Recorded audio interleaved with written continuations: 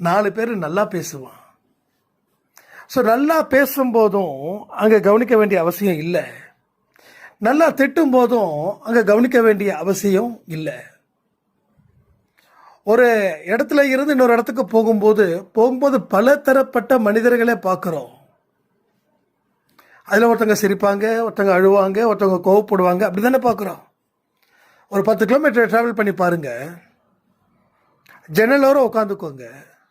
ஏன்னா பைக்கில் போனால் கவனம் இருக்காது. அப்போ ஒரு மனுஷனுடைய ரியாக்ஷன்ஸ் பாருங்கள். இல்லையா, ஒரு பெரிய பேக்கரி போங்க, அங்கே ஒருத்தவங்க கிட்ட பாசமாக பேசிகிட்டு இருப்பாங்க, இன்னொரு செட் ஆஃப் பீப்புள்ஸ் கோபத்தோட உச்சத்தில் இருப்பாங்க. ஓகேவா? ஸோ இது நமக்கு எந்த விதமான பாதிப்பும் ஏற்படுத்தலை. ஒருத்தன் இன்னொருத்தனை திட்டுறானா எந்த பாதிப்பும் ஏற்படுத்தலை. ஒருத்தன் இன்னொருத்தவனை அடித்தானா எந்த பாதிப்பும் நமக்கு ஏற்படுத்தலை.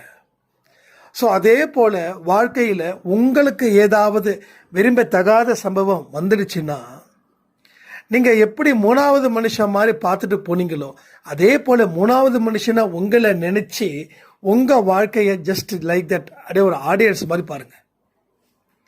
அந்த இடத்துல ஆடியன்ஸ் மாதிரி பார்த்தா தான் நாம் இறங்கி விளையாட முடியும் அந்த இடத்துல. புரியுதா? ஸோ எங்கே ஆடியன்ஸாக இருக்கணுமோ அங்கே ஆடியன்ஸாக இருக்கணும். எங்கெல்லாம் தோல்விகள் வருதோ நீங்கள் ஒரு பெஸ்ட் ஆடியன்ஸ். நீங்கள் சம்மந்தப்படலை, ஏதோ ஒரு சம்பவம் நடந்துட்டு போகுது, வெற்றி வந்துட்டு போகுது.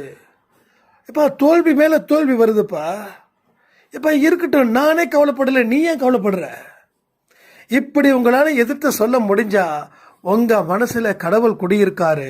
கடவுள் அதற்கு தேவையான அத்தனை ஆகாரத்தையும் வழங்குறார். ஆகாரம், சாப்பாடு. அந்த ஆகாரம் எப்படிப்பட்டதுன்னா வலிமையான எண்ணங்கள் கொண்ட ஒரு சோறு, ஒரு சாப்பாடு. ஸோ அந்த மாதிரி இருக்கணும். நிறைய பேர் உங்களை தேடி வருவாங்க. எதுக்கு தெரியுமா?